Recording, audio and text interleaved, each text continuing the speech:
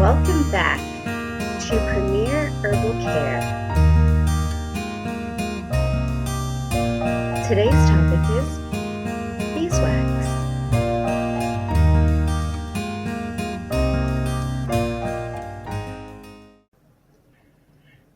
Beeswax, beeswax, beeswax.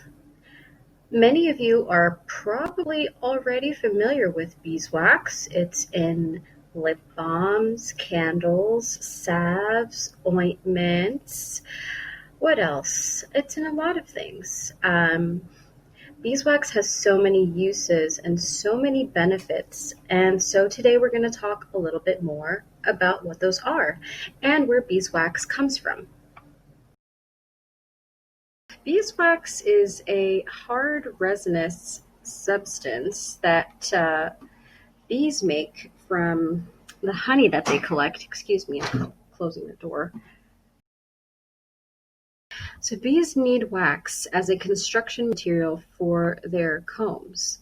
And the main raw materials for the formation of the wax are things like carbohydrates, honey, sugars, fructose, glucose, and sucrose. So the worker bees use the beeswax to build the comb that forms the structure of their nest in the hives. It takes 7 parts of honey to make 1 part wax, so there's a large amount of work involved for the bees. Wax comes out of the glands on the underside of the bee's abdomen, and when the wax is secreted from their abdomen and makes contact with air, oxygen, it hardens and then it falls off. And once it falls off, the bees collect it and gather it to form their honeycomb. So it's kind of an elaborate process. And of course, the honeycomb is where they store the honey, pollen, and the brood, the larvae, unborn bees, etc. So the honeycomb is kind of the essential storage unit. So to obtain the actual wax, you strain the honeycomb, which we already established is made from the beeswax. So to get the wax that that we see today, you would take the honeycomb and kind of just break that down. You melt it down, remove all of the impurities, and then once you have your strained and melted wax, then you can shape it, mold it, and do all kinds of things with it for sale or other personal use, and that's basically all there is to it. You'll find beeswax in a lot of cosmetics, pharmaceutical preparations, food production. It's soap, it's everywhere. In particular, beekeepers use large quantities of beeswax for making the beeswax comb foundation. The wax burns slowly and clearly and has a pretty good odor. I've never heard anybody complain about the odor of beeswax. So the odor is mild and pleasant. So it's been the top choice for candle makers for well throughout the ages. Way before we had synthetic waxes, certainly, paraffin wax and things like that. It's a good water sealant. It stops water. It hardens leather. I read that in prehistoric times, they used beeswax as a tooth filling agent for cracked teeth. So I thought that was interesting. I'm not sure how it tasted, but I did read that and I thought that was fascinating. So beeswax it's one of the most important exportable agricultural commodities in the international market, and it's one of the primary exportable agricultural products of Ethiopia. And the country has been well known in the beeswax trade for a long time. It's one of the 4 biggest wax exporters to the world market, amounting to an average of 347 tons per year. And I believe that occasionally does increase. So beeswax from Ethiopia has a really high demand and actually earns a very high price in the EU, because the beeswax that they import from Ethiopia is mainly used for blending low quality wax from different sources. Because the wax wax is in such high demand, a lot of times it's not always pure. When you get the wax from different vendors and stuff, you want to be careful because a lot of times the wax is adulterated.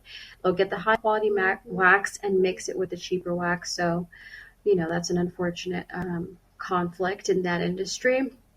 But because of its high demand and the shortage in the world market, the adulteration has made it harder to trace the actual source of the wax. So again, that's just something to be aware of when purchasing beeswax for your business. One way to check the authenticity of your wax is to test the melting point. So color doesn't affect the quality of the beeswax per se, but occasionally darker wax can be a sign that the wax has been overheated during the purification process. So you do want to keep the color in mind, and if you can go for lighter beeswax, you might be better off. If you can't, 100% verify the origin of the wax that you're purchasing, that just kind of is another way to do a little bit more digging, because processing facilities aren't always suitable to regulate the best temperature during processing, so occasionally the quality can deteriorate from being overheated. Out of all the honeybee products, beeswax is definitely the most economically important after honey.